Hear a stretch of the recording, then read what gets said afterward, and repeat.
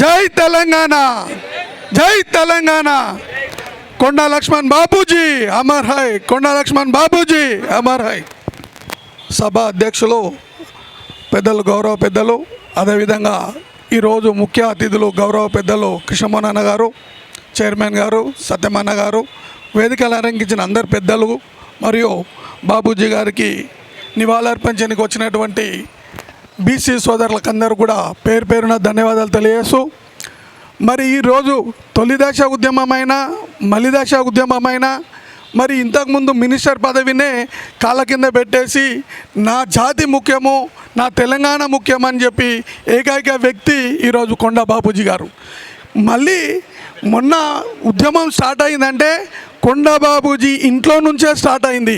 కొండా బాబూజీ గారు ఇచ్చిన ఆఫీసు ఈరోజు పదవులు అనుభవించి ఈరోజు మేము అనుకుంటున్నట్టు వ్యక్తులకు మరి ఆయననే దిచ్చుకి, మరి అట్లాంటి వ్యక్తికి ఈరోజు జాతిపిత అనడంలో మరి సందేహం ఎందుకు?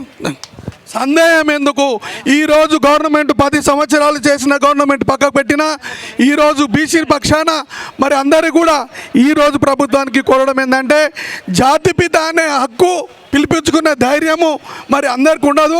మరి ఒక బాబూజీ గారు తెలంగాణ కోసం చేసినటువంటి పోరాటాలు కానివ్వండి, మరి ఆయన చూపించిన దారే ఈరోజు, మరి ఆయన లేకపోతే తెలంగాణ ఉద్యమమే లేదు. మరి అంతకుముందు ఉన్న పాలకులు మరి ఈయన నడిపించిన బాటలోనే నడిచి ఈరోజు పదవులు పొందిరు. పదవులు పొందినాక మరి పదవులు నేర్పించిన వ్యక్తిని, నడక నేర్పించిన వ్యక్తిని మరి మర్చిపోవడము చాలా బాధాకరము. కనీసం ఇప్పటికైనా కూడా ఈ ప్రభుత్వం అయినా కూడా మరి జాతిపితగా ఇచ్చిన తర్వాత అధికార లాంఛనాలతోని మరి ఆయన కార్యక్రమాలు చేయాలని చెప్పి తెలియజేస్తూ, తప్పకుండా బీసీలు అందరూ కూడా ఏకం కావాల్సిన అవసరం ఉంది. మరి ఈ ప్రభుత్వం కూడా బీసీలని 42% అని చెప్పి ప్రకటించింది. మరి ఎలక్షన్లకు పోతా ఉంటుంది, స్థానిక ఎలక్షన్లో. కాకపోతే మనమందరం కూడా ఉద్యమం చేయాల్సిన అవసరం ఉంది. బీసీలకు ఎప్పుడైతే 42% అయిన తర్వాతనే స్థానిక ఎలక్షన్లకు పోవాల్సిన అవసరం ఉంది.